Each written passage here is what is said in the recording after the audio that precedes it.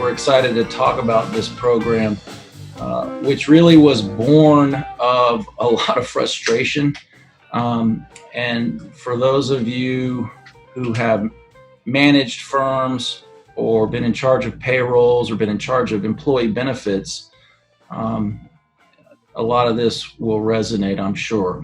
What we're going to do as far as agenda today is a very brief introduction, lay out some of the key challenges that are facing employers, especially today, here in 2020, and talk a little bit about why the industry hasn't been able to really address the underlying causes of a lot of the problems and a lot of the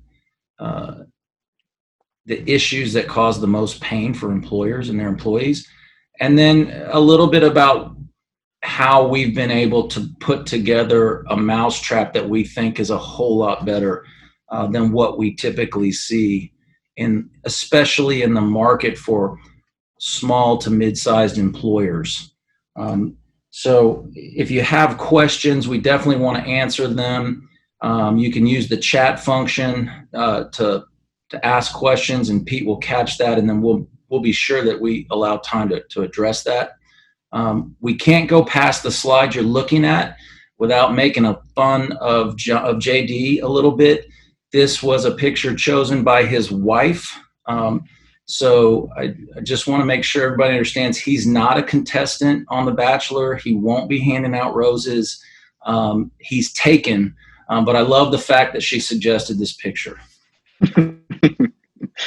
Well, in Quattro, I'm really glad to be here. I mean, it's safe to say at least you've accepted the rose, right? And we're here now. But for those of you, this is the first time I'm meeting most of you. My name is John DiMartino. My nickname is not as cool as Quattro's, but please call me JD. I am one of the vice presidents over at Crumdale Partners, and we have been working with Quattro to build the program that we're really excited to present today, the Forward Health Alliance. Excellent. And for those of you on the call that haven't met me or talked to me, I'll just answer it now because it always comes up. Quattro does mean four in Spanish, and I was born in San Antonio, Texas, Ernest the Fourth. And rather than confuse me with the other Ernest, they just numbered me, and the nickname Quattro stuck from day one. So if we correspond and I just put a number 4 in there, you'll understand why. Okay, so the first big challenge that we're facing, obviously, is the cost creep. And, this slide is really showing the past 20 years in both the large and the small employer market. And the fact that healthcare costs have literally quadrupled in that period of time is really unmatched by any other industry.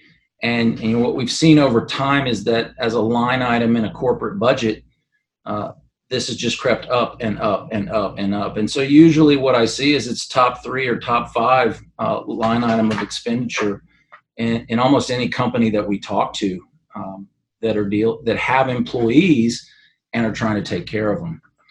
So it's just been a real challenge. In Quattro, I'd say, this is why people typically look for a broker. Right? It's how can we control these costs? And it's worth noting, one of our partners, Xywave, has done some benchmarking around the US. And when they asked employers what their biggest challenges were in regards to employee benefits, 71% of them said their number one challenge was controlling costs.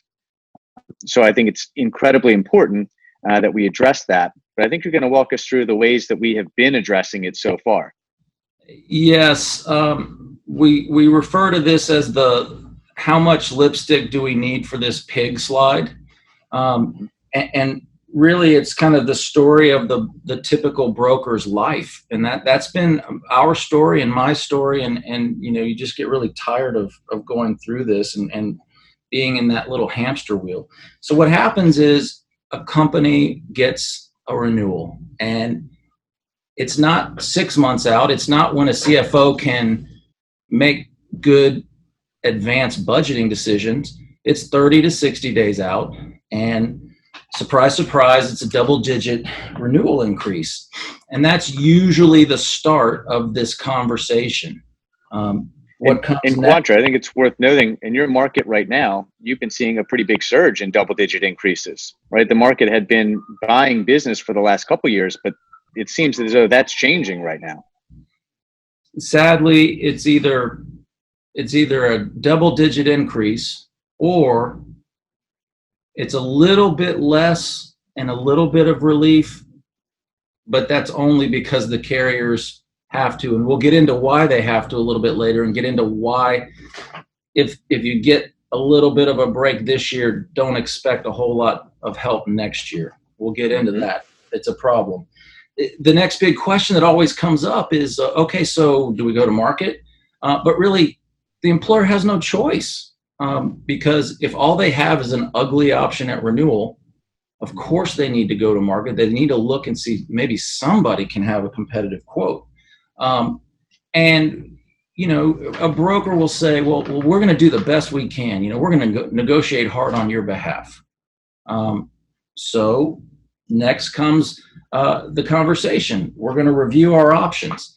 And really, that's the point at which, as a broker, we're sitting there trying to find the least bad option, because when we go to market and when we look at those options, all of the major carriers, who we tend to refer to as the usual suspects, are pricing in a pack. So it's usually not a great story, and it's not good news. And you find yourself saying, hooray, we only have a 10% increase instead of a 15% increase. Well, 1% of increase in 2020 is so much bigger than 1% of increase in 2015 or 2016, and on and on. So it's not a fun conversation. And Pete, if you'll advance just a little bit more, there we go. In Quattro, to that point, compounding interest is great for stocks, terrible for health insurance, right?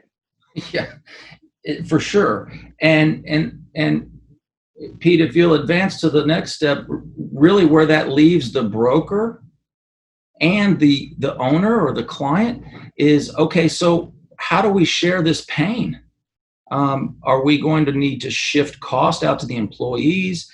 Are we absorbing all of this increase? You know, how are we going to deal with this? Are we going to claw back the quality of the benefits, leave more out of pocket risk? All of these options, or all of these levers that you have to play with, don't seem to be particularly good. And that really brings us to the fifth and final step in this little journey, which is easily my least favorite as a broker, which is, okay, now it's my job to communicate this news to your employees. And employees are conditioned to say, okay, well, how bad is it this year?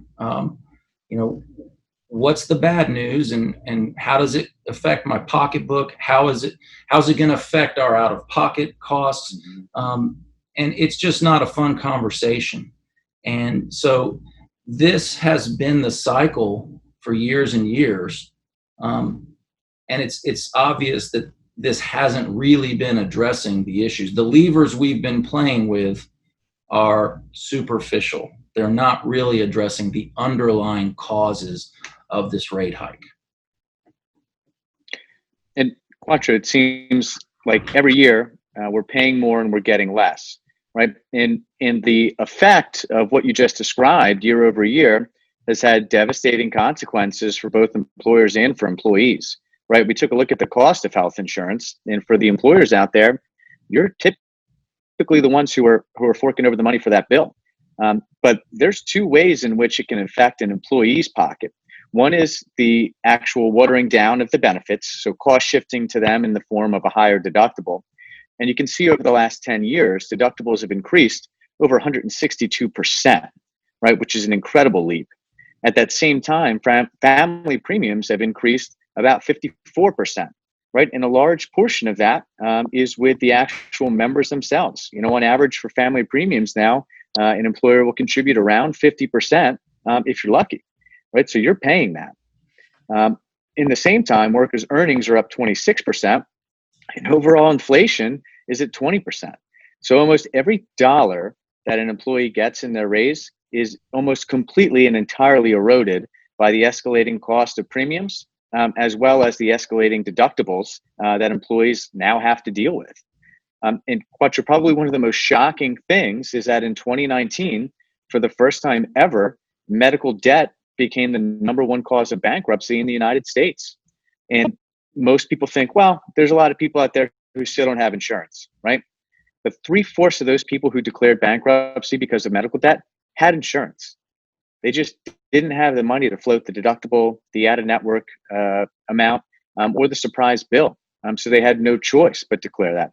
And I think that resonates with me, and it should resonate with everybody who's on this webinar today, because that's the impact. That's what we're doing. We're putting ourselves in a position where medical debt is somehow worse than credit card debt in this country. That to me is just incredible. And you're right, JD. And again, I just can't think of many industries that have gone this far or had this kind of path. And, as a broker, I don't want to feel like I'm part of something that is threatening the middle class. But that's exactly how we've started to feel as we deal with it. So, Pete, if you'll advance. JD, I'd love it if you could set this up, and then I'll describe a little bit of what this implication is in the challenge of the lack of incentives for insurers to control cost. Definitely.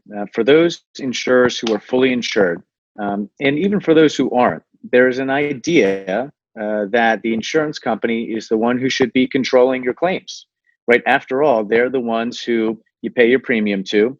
Those are the ones who pay claims, and they're the ones who contract with all the doctors and hospitals and physicians and providers in this country, right? They're the ones who literally set the rates. So it would make sense that they would be the ones trying to keep expenses lower.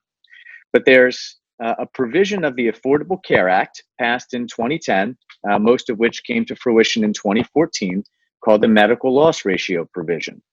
And what that did is it tied the amount of revenue an insurance company can make to the amount of premium that they charge. Okay. So they charge more premium, make more money. And the only way they can charge more premium is if they can justify paying more claims. So what we have here is a situation where the entity that's supposed to be controlling your cost has an incentive for them to increase every single year. And Quattro, I think you're going to walk us through a great example.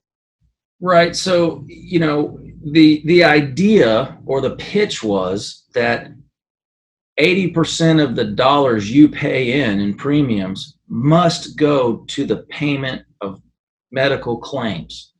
And so it sounds like it's a measure to rein in those costs. And it's saying the other 20%, okay, well, that can be to manage your business. That can be your admin cost. And it sounded like a way to really kind of get a hold of this. But the example we'll use is a simple one. An insurance company is charging $1 billion of premium, which really means that the most they can make or take in is $200 million. That's the 20% of their overall premium revenue. And if you'll advance, Pete, we'll talk about if they were able to find a way to lower the cost for all of their members and all of their groups. You would think that would be a win for everyone. And therefore you could pay less out of pocket, less in the form of premiums. But of course, if they do that, then they're only allowed to charge less money. And in this case, if they were able to cut in half the total cost of health insurance premiums, they would then, of course, have to take in half as much revenue for their company, that $100 million. So you can see that the disincentive is there from the start. And the only real way for them to increase their revenues is to increase the size of that pie. The pie is going to get sliced the exact same way no matter what. So we just need to make it bigger in order to make our piece of that pie bigger. And so that's really kind of at the heart of the problems we see every year with renewals from the major insurance companies, because this is what's driving their business. All right. This is a scary looking chart. What we're looking at here is a sampling across hospitals in the Austin area. And specifically, we're looking at the average cost of care, the average that's billed, and then the line, the orange line that you see, is quality measures. And what fascinates me about this chart is that quality doesn't necessarily track with cost. And so we see in the green columns what's billed. Now that doesn't mean that's what it costs these providers to perform the service, but that's what's billed. And you see this incredible difference between the billing and the actual cost. And then you see this quality measure that's kind of all over the map. And you know, it's another problem that we see over and over and over, which is there's no transparency here. There's no way for us to see who's doing it best, who's doing it cheapest, and who's doing it safest. And without that kind of transparency, how are you supposed to be a consumer? Consumer behavior is completely impossible if I don't have transparency. And you know, the sad fact is, if I want to go buy a high definition TV, I've got so many tools available to me, and I can spend 10 minutes on the internet, and I've got all the information I need, and I can go make a very wise choice about it. And yet, if I'm about to have a surgical procedure, a lot of times I don't even know where to start. And if I ask my doctor, he's not going to know what costs are. He's completely confused and mystified by the insurance industry himself. Mm-hmm. In Quattro, about 15, 20 years ago, our industry had this great idea that, you know what, let's put employees in what we'll call a consumer-driven health plan. We're going to make them consumers. And now that they have skin in the game, they're going to go out and they're going to find price and find quality and be better consumers of healthcare. But the picture you just painted makes it pretty clear. If I call the same doctor's office 5 times, I may get 5 different answers on what something costs. The only thing those calls will have in common is that I'll be confused by the time they're all done, but I'll be no closer to a concrete answer. And what most studies have shown is that consumer-driven health plans will artificially keep rates low in the first year, but that's because people just aren't getting the care that they need. That's because the diabetics aren't filling their insulin, they're rationing it, right? Which is an extremely dangerous proposition because what we see in the claims data is pretty clear. When you do those types of things, you put yourself at risk. And more often than not, you end up in the emergency room, which you can see on this chart, can easily cost a few $100,000, right? Instead of just being able to pay for that insulin, which is a nominal fee compared to what that emergency room visit and inpatient hospital stay costs. You're right. And I'll give you a real world example. We insured a startup that was a think tank in the Dallas-Fort Worth area. Mm-hmm. And they were dedicating themselves to trying to provide better information and transparency in the healthcare sector. And they convinced the local hospitals to share their data and their information. And they put together a study of double bypass surgery. Mm-hmm. And what they found was that the hospital charging the least amount for the surgery, for double bypass heart surgery, was also the hospital that had the highest quality measures, the safest results, the fastest time for patients to leave the hospital. When they shared their report with the hospitals, they all immediately pulled out and reneged and said, we're not sharing any more information with you. It was toxic. They didn't want to share that information in the Metroplex because they didn't want to have to explain that to patients. And so this startup literally had to pivot and find a different focus all together in order to survive. And I remember being very, very distraught hearing that story, thinking, how are we going to change this system? This thing seems doomed. Pete, if you'll go to the next slide. Now, in addition to some of the trends we've talked about, the other thing that we see over and over again is that a very small number of very large claims can have a major impact on an employer benefit program.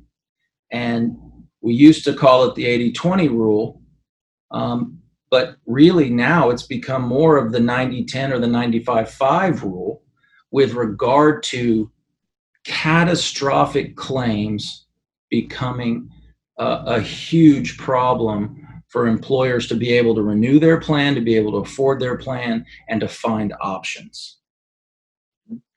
And Quattro, I'm a silver lining guy, right? So when we're taking a look at the cost of these claims, they're in most part due to phenomenal advances in medicine and technology and treatments. For example, somebody who has hemophilia routinely costs the health plan about $1 million per year. But there's a new drug that's coming out that has the ambition to help cure hemophilia. The issue with it is it costs about $3.5 million just for the drug, not including the cost to administer and other things. And there are more and more drugs like that that are coming out to treat cancer. We typically refer to them as biologics. And some of them can cost $1 million, $1.5 million. Total intervention between a hospital visit plus the drug plus the infusions can be $2 million or more. So while these things are phenomenal and they help, the cost of these drugs and really total intervention is increasing in both frequency and severity. So what we've seen over the past few years, as the chart on the right-hand side of the screen implies, is that these are going to continue to plague health plans, and we need to find ways to help mitigate these costs, or they're going to spiral out of control at some point and drive our already extremely expensive health insurance programs, make them even more expensive. No doubt. So what you're seeing now is a look at the areas of expense in healthcare. And these are average costs in each of these areas. Your inpatient, your pharmacy, your direct physician costs, your outpatient. And while it's not the biggest slice of this pie chart, I want to point out the pharmacy piece, because that's actually the area of fastest inflation of cost by far. The pharmaceutical cost creep is the biggest driver of cost increases these days. So in addition to these other huge chunks, that's one that we're watching very, very carefully. Well, in Quattro, to paint an even broader picture, when you walked us through what the status quo response was to the escalating cost of health insurance premiums every year, it was under the guise that, this is really the best that we can do. And that, in many ways, is a common belief amongst both employers and most brokers in the industry. But when we take a look at this pie chart, and on the next few slides, we'll introduce the Forward Health Alliance, what we're looking at are ways where we can mitigate the cost of each and every part of this pie chart, whether it's a pharmacy program that's getting us better discounts on prescription drugs, whether it's helping steer patients to high quality physicians or high quality surgeons or high quality hospitals, right? That we also know from the graph we showed earlier happen to have a lower cost associated with them, which helps drive down the cost for inpatient care and outpatient care. And even physician visits, something as simple as a telemedicine visit instead of an in-person visit can help drive down those physician costs as well, with, for the most part, no diminishment in the actual quality of the visit itself. So I'm really excited to dive into these next few slides, where we're really going to talk about the program that you've designed and the ways in which we're going to show employers on this webinar how we actually go about controlling the costs. Okay, so everything we've talked about up to now was really describing a system that doesn't feel like it's designed with the benefit of the client in mind. In other words, we've got a lot of players in this value chain, but at the core of this, the actual customer is not benefiting from any of the steps along the way. And there's a lot of pieces that go together to make a health plan. Now, you may not feel them or know them or understand how they work together. Historically, you go to a carrier and you get your health plan, you pay your premiums, they pay the claims, and you know that they're taking care of each of those things. But, we like to describe this when we use the metaphor of when you're buying a car. When you bought a Model T, you got a Model T. You didn't get to choose any component. And, as JD jokes with me, you pick any color you want as long as it was black. And, over time, people wanted to be able to customize what they were getting.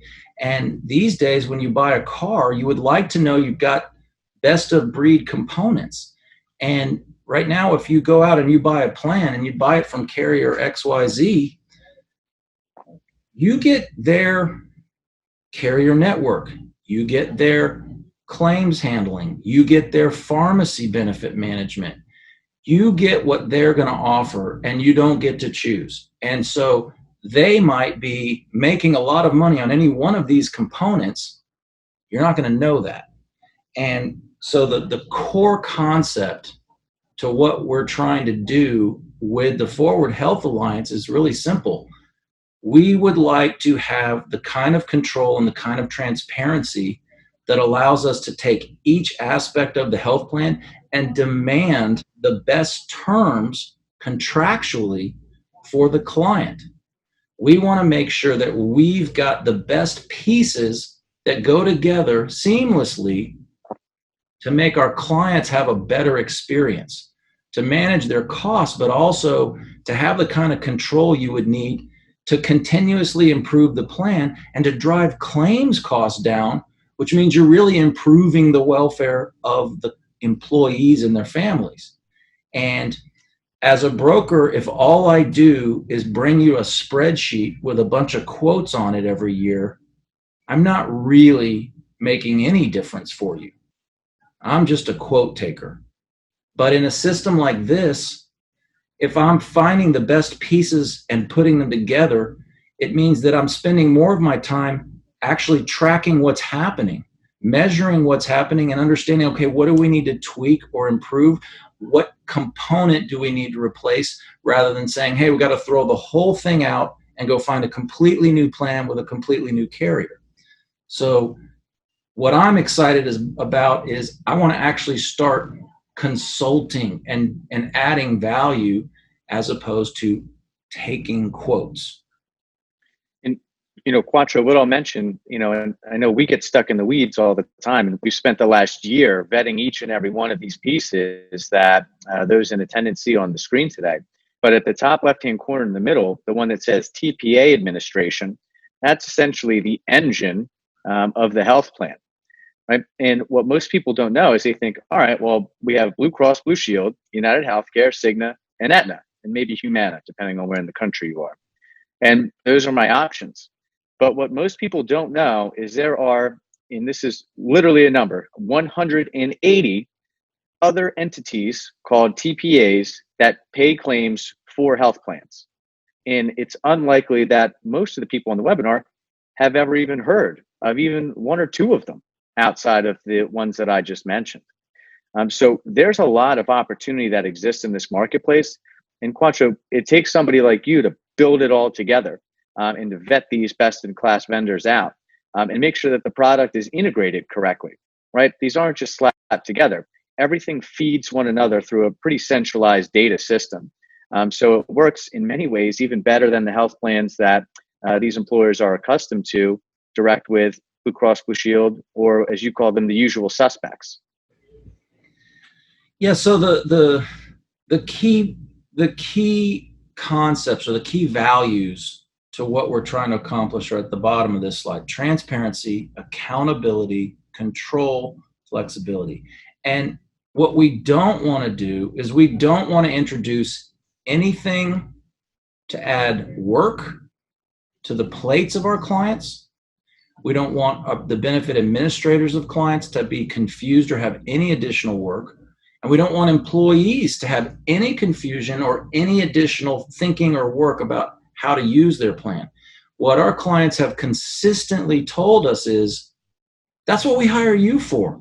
Find us something that works and works well and will make us happy, and keep it going. And so the goal here was, let's get a best of breed program together, but let's make this the easy button.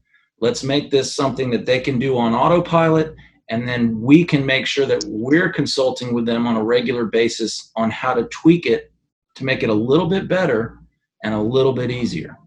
And so while it might look scary, and I'm going to go through some of the words on here that tend to scare small employers, I want you to remember that simple is good. Simple is the goal. And so the first thing that we want to say is, you can't build something like we're describing in the fully insured realm. The fully insured realm means you're going to a carrier and they control everything, and you buy it off the shelf as is, no questions asked. Now, they might offer you a lot of choices, but those choices are really copays. How high is your deductible? How high is your out-of-pocket max? To be perfectly honest with you, most small employers are at the end of this line where they don't have that many more options. There's nowhere else to go with a deductible. You can't raise the copays anymore. It's like rearranging deck chairs on the Titanic. It doesn't work. Okay, so what we're talking about is a little bit different. And the largest employers in America are self-funded. The biggest of them all are purely self-funded, meaning they keep all the reserves financially they need. They pay their own claims in full. They manage everything. However, 97% of the large employers are what we call partially self-funded.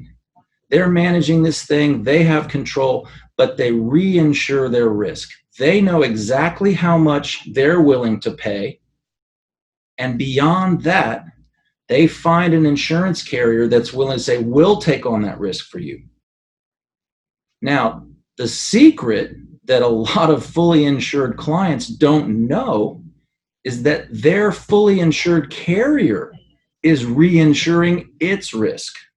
In other words, when your broker says, man, I feel your pain, you got this 20% increase, but look at that, look, your loss ratio is terrible, it's 130%. Look at those $2 million claims there. I mean, that carrier had to pay those $1 million claims. I mean, that's why we're here.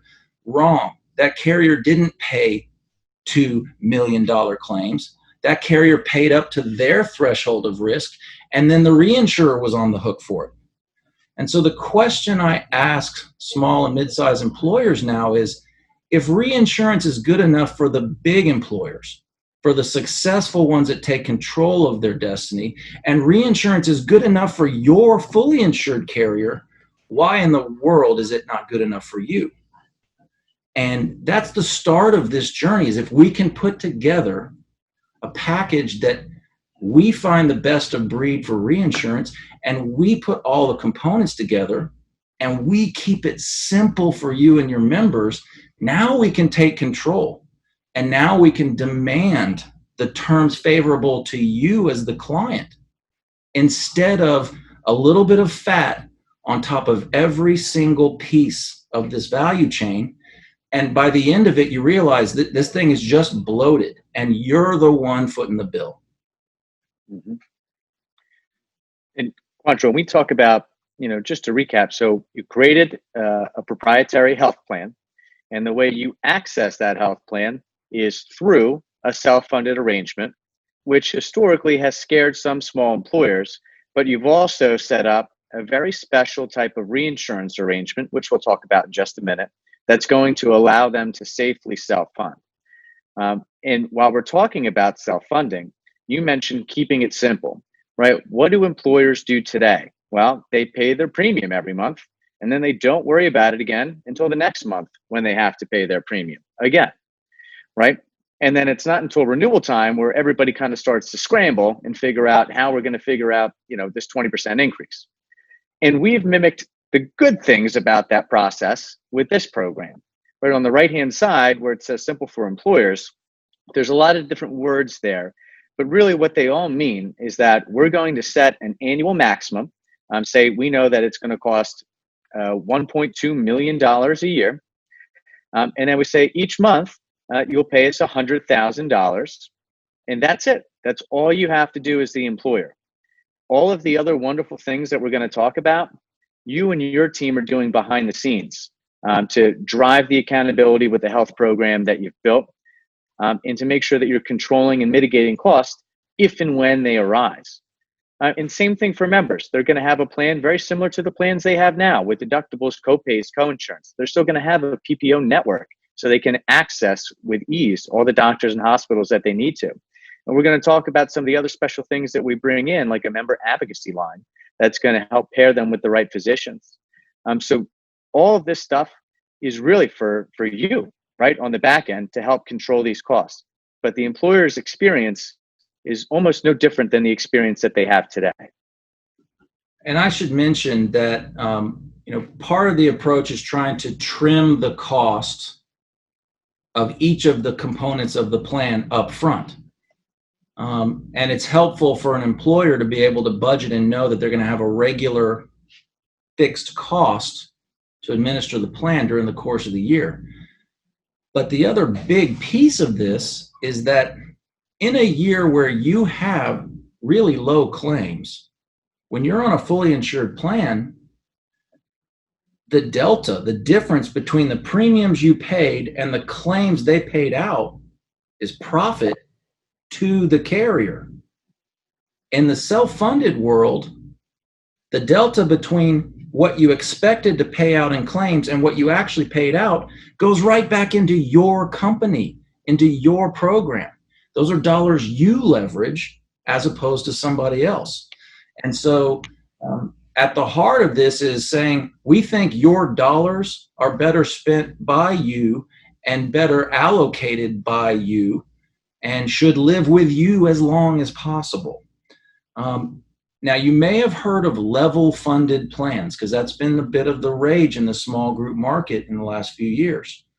Level funded plans were introduced by carriers as a very, very conservative, dip your toe in the water kind of approach to self-funding. I got very excited about them because I thought finally employers can take all these advantages of self-funding, even down to 100, 50, 25 employees. Wrong. What ended up happening was you chose one plan. The carrier didn't give you the options of all the pieces. You just had to choose that one carrier's level funded plan. And then sadly, what I noticed year after year is that lo and behold, the total prices seem to be just below the fully insured market. In other words, it was a convenient way to shadow price the fully insured world and to maximize the proceeds to the carrier without really giving any control or leverage to the client. And once again, the client is not in the driver's seat. That's the whole reason we're here now. Yeah. And I just want to add one more thing along the lines of, if you don't spend all your money, right now, if you have $1 million premium, let's say that 200,000 of that goes to the insurance company's house. And then let's say that your employees and their family members spend $300,000 worth of claims, right? So between the insurance company and the claims, you spent $500,000, but you've paid them an additional $500,000 in premium to get to that $1 million mark. Well, in our program, if that exact same thing happens, they get to keep all $500,000. Right. And typically, if an employer does get a very competitive renewal, let's say they come in flat or at 2%, the only way that happens is if your claims are so low that they're operating between 40 and 60% of what your total premium is. Right. So I joke all the time, and I joke, but it's serious. If you get a flat renewal, that just means you're getting screwed the worst out of anybody at renewal time, because you could be saving so much money even by transitioning to a level funded program, right? If you're dipping your toe in, or to a program like this where you get 100% plus. I mean, those are the people who really, really need to take this seriously. They tend to be the people who say, 0% is pretty good. Let's worry about it next year. But that is your opportunity to really strike when you get that favorable renewal, or you get a renewal on the flip side where it seems excessively high, right? But I think that's something that almost every employer misses. They get excited about the 0%, but we know that that means that there's so much more money they could be saved. And I'm the broker, right? And so I've been guilty of this in my career. Employers have gotten so beaten down that we come in and say, hooray, it's only 0% increase, or it's only 5% increase. And then we all do a little dance. That's crazy. So anyway, keep going with the Ben Franklin, the masked COVID-19 Ben Franklin. Right. So here we're taking a look at the healthcare dollar. In Quattro, as we just kind of described, there's really no such thing as a dollar in healthcare. So it's represented by 100. And of course, because of COVID-19, he's wearing a little mask, safety first. So when we're taking a look at this, just by building a better program, we typically see that the cost of on the medical side decreases by about 10%. And Pete, if you flip to the next one, we have an optimized prescription drug contract that's going to reduce prescription drug costs by, on average, about 30% compared to what you're paying now. And then when we take a look at the fixed cost, like the cost of reinsurance, which is baked into every fully insured program, just like you mentioned, and the cost of admin fees and overhead, Quattro, I'm willing to bet you don't have the overhead that the health insurance companies or the usual suspects do.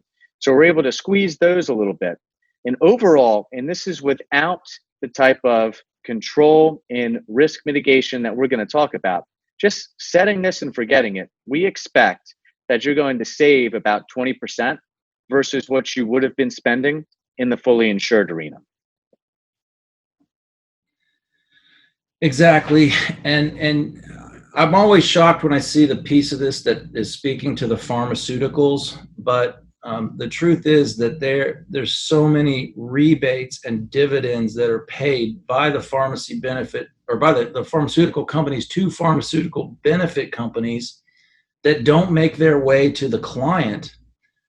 That's probably the lowest hanging fruit that's out there, is just changing the contractual terms to say, no, that goes straight through to the client.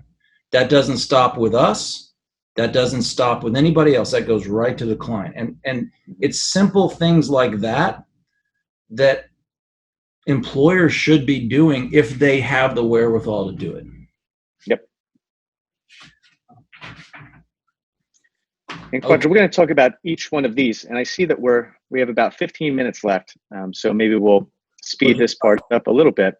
But in addition to building the health plan and self-funding, there's also some other considerations that we need to make, right? Simply self-funding and building the health plan, that's how we finance the healthcare. But we need to optimize the way in which people procure healthcare, right? We focus so much on health insurance. Sometimes we forget that these are real people who have benefits that are deeply personal to them, or may have some sort of disease or affliction that they really need to take care of. And it's our duty to create a health plan that's going to help them. We talked a little bit about safely self-funding, and the right insurance protection for these groups is absolutely one of the most critical pieces to this entire program. And then finally, the third item is Quattro, you and your team being able to adequately provide services to the health plan. And we refer to that as data analytics and insight. And that's what's going to help us drive accountability to A, make sure each and every vendor is doing the things that they're supposed to do, and B, finding unique ways to help mitigate the cost of claims. And Pete, if you flip to the next slide, one of the most critical components to this program is the way in which we pool risk. One of the things that makes a fully insured program so successful is that you use something called a community rate, where each individual group isn't assessed based on their own claims activity, but they take a look at a group of employers. In this case, it may be all the employers in, Southwest Texas or Southeast Texas. And they group them all together and say, okay, these 10,000 employees, when we take a look at all of them together, we need to charge, 5 million or 10 million or $500 million worth of premium, whatever it may be. So then each and every one of them can perform differently, but as long as it all evens out on the end, it's totally fine, right? And the reason we do that without getting, too into underwriting is it's something called the law of large numbers. The more data points that we have, which in this case is people, then the more likely we are to be able to adequately predict what their expenses are going to be in any given year. So one of the ways that the underwriting team that we've worked with to develop this program will assess risk is they will spread the risk over an entire pool. So each and every group is going to receive their own individual renewal, and we will know probably 6 months out how that's shaping up to look like. But they'll also be able to spread risk. So in the event that one employer does have one of the catastrophic risks that we kind of talked about a little bit earlier, it's not going to blow up their claims the way it would on the fully insured marketplace. It's going to be spread over the pool. And it's worth noting that the way we set this up is to make it as fair as possible. And we, in the underwriting criteria, know that on average, every 1 in 3 or 1 in 5 years, a group has some sort of catastrophic incident. That's just how it works. So you may be the group that has it this year, but then next year, it's likely that you'll be subsidizing somebody else at that high reinsurance level. And that way we make it fair. We allow all of these employers to safely self-fund, and we smooth any volatility that they would otherwise have. And what that allows us to do is stop the insurance company hopping at renewal, right? And get off that Ferris wheel, put you in a program that you're likely going to be in for several years. And then Quattro, instead of shopping the renewal, you deploy risk management techniques to help mitigate the risk. So that way you're not looking at a 20% renewal, because whatever that high cost drug was, we've already found a way to get it for cheaper, right? And that's, Pete, if you want to hop to the next slide. This is what I really get excited about, because I think just like we've been beaten down and conditioned to think that we don't have options in putting together the plans for companies, I think employees have gotten to a place where they don't feel like they have real help. And it's sort of this 800 queue to God knows where that they're relying on. And I think so this is where this really makes a difference for your employees and their dependents. And Quattro, if you go into an open enrollment meeting and ask the employees who's confused by the healthcare system, almost every hand's going to shoot up. And some of them are probably going to wave around a little bit because it is truly a perplexing experience that people have in the healthcare system. And most employees feel like they're alone. But one of the really neat things that you've built here is the access to employee advocates who are there to help assist the member navigate the complexities that they face in the medical system. And they can do things like answer general questions like what's my deductible or copay, or how much do I have left on my out-of-pocket. But they can also provide them with a bunch of other substantial services. So we said that it was impossible to be a consumer unless you know price and unless you know quality. And this team has organized billions of US claims, so they know what the prices are likely going to be. They also have a massive database of provider quality, so they know who the top docs are, and they know the ones you should likely steer clear of. So if an employee asks for help or reaches out, sometimes we reach out to them, we can provide them with a second opinion on a diagnosis. And the Mayo Clinic did a study last year, and they found that 90% of the time the diagnosis has changed, sometimes in whole, sometimes in part. they can help them find assistance with something that's affecting their lifestyle or work productivity, or find a physical therapist or a chiropractor or whatever it may be. They can also pair them with a high quality physician or a high quality surgeon. And those two things are some of the most important decisions that employees will make in their entire life. And they make that decision, not lightly, but they don't know where to turn. So typically they ask a neighbor or a friend, hey, what surgeon did you go to for your knee surgery? And that's who they go to. That's it. That's all the studying that they can really do on it. But we want to make sure that that surgeon is a top performer, not one of the lower performers. And unfortunately, Dr. Skill is on a bell curve like everything else. There are high performers and there are low performers. And we know if we can steer them to those high performers, the outcome's going to be better, the patient's going to be better off, and the employer's going to be better off because it will end up costing less. Definitely. Pete, if you'll move to the next one. I don't want to dwell on this because we've talked a lot about transparency, that upper left quadrant. We've talked a lot about performance on the right. And we've talked about the fact that we'll have oversight. We'll have the ability to be watching this data. We'll have access to more data than we ever could in the traditional plans that our clients have been on. Where I really want to focus attention here is sustainability, that lower right quadrant, because that's really what we're talking about. I think sometimes we get lulled into thinking that clients just love to talk to us and they just want to see us all the time. And no, they don't. They want us to come out and show them stuff is working and give them better options and tell them how to continue to save money or to save more money. So this is about coming into this thing with a real multi-year approach. This isn't a one and done. You're looking at this saying, hey, I've got a 5-year horizon and I want to make sure that this works for our benefit over that period of time. And that's what this allows us to do, because again, it's not wholesale changes of the plan that we would be doing in any one year. We're simply tweaking or replacing the components, but the overall plan is working for everybody. And so that sustainability is what attracted me to this entire concept and why I'm so excited about the program itself, because I just know clients are tired of, as JD says, the carrier hopping. Yeah.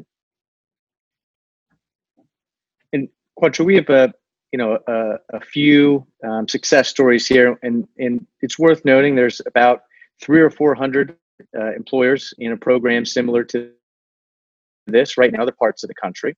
So we picked a few that came on in 2016 or 2017, and PEPY stands for per employee per year, and that's the way that we measure cost. So you can see that their cost per employee per year when they joined in 2016 or 2017 is actually higher than their per employee per year cost in 2020. So wouldn't that be nice to have a renewal that was flat for 3 years, cost-wise, and if you're outperforming those metrics, keeping all of that money and not just giving it to the insurance company in the form of premium. And Pete, if you hit one more time, there's something called a pharmacy benefit manager, and everybody on this webinar has one right now, whether you know who it is or not. But we've leveraged some of the largest PBMs in the country, and we've optimized contracts with them. So you can see the type of impact that it will have on the employers who are on this webinar. And just on this prescription piece alone, which is typically anywhere between 20 to 25% of an employer's total spend, in this instance, they're decreasing costs by about 45%. And it's not uncommon to, particularly in the small group market, decrease costs by that much. On the low end, we're looking at 25% of a decrease, and on the high end, they've seen as high as 60.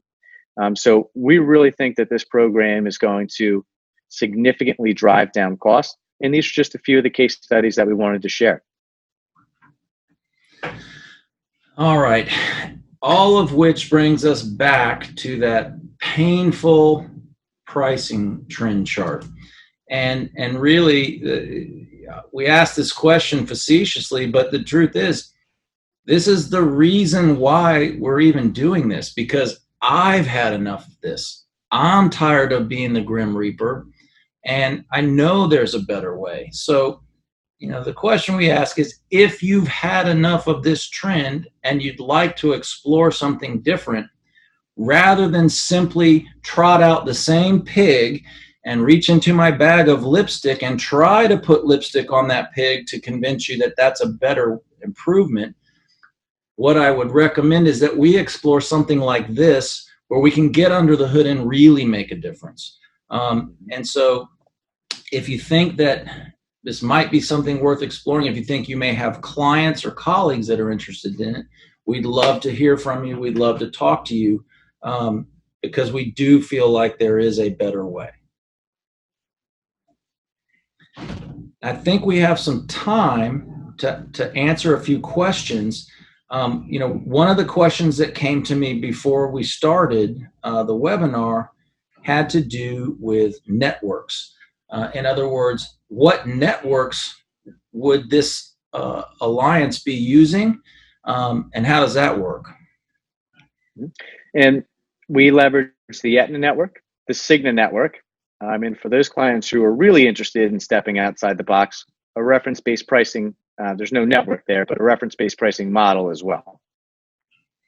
And so, Aetna and Cigna's national networks are about as broad as you get in the marketplace, with usually about 95 to 98% overlap with the other major carriers, especially in Central Texas, where we have a lot of clientele.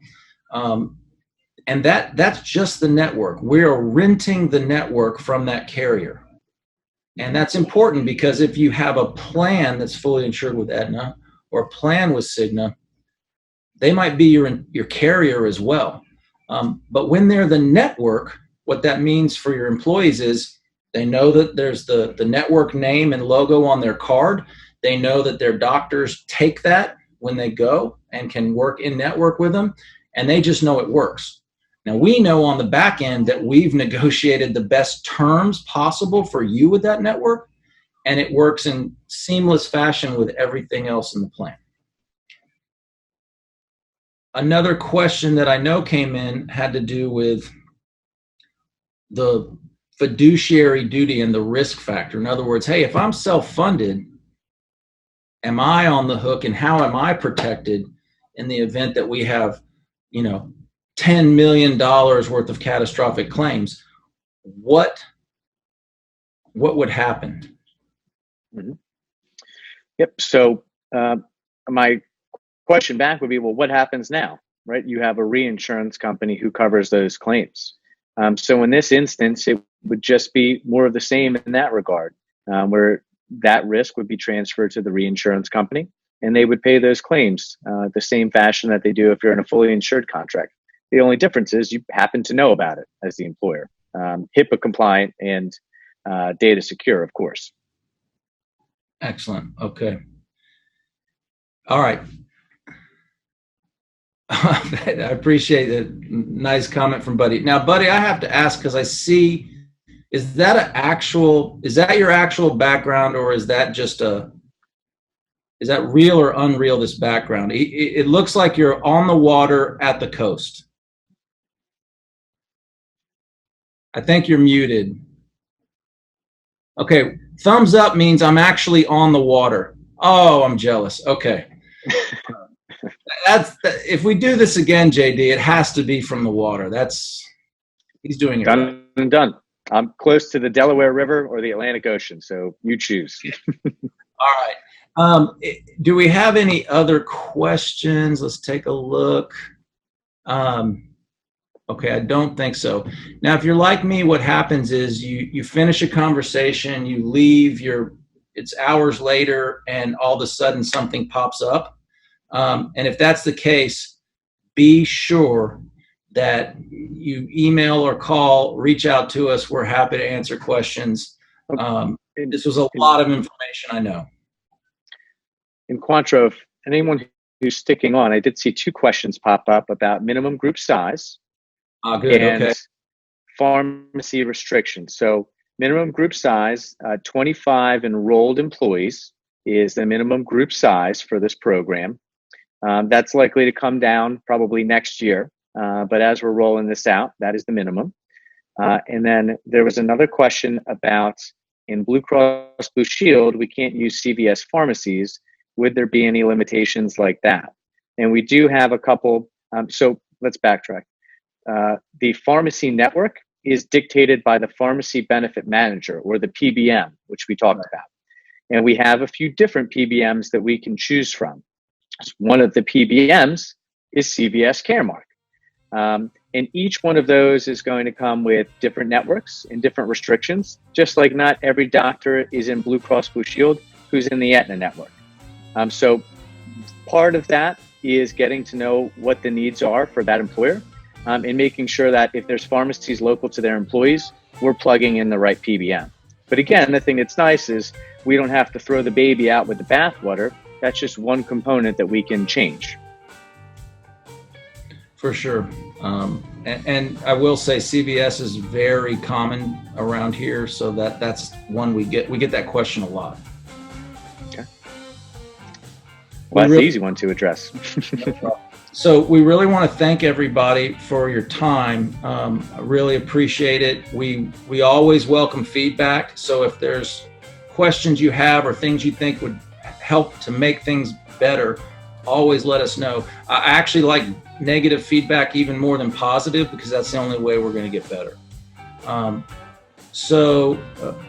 Will this recording be available to participants? I believe it will, and we will also have, I think, a PDF that we can work with if you're interested. So we'll definitely reach out to you and make sure you have access to the info. All right. Thanks everybody so much. We really appreciate it. I hope everybody has a great day, and we'll look forward to talking to you very soon. Thank you, everyone. Take care.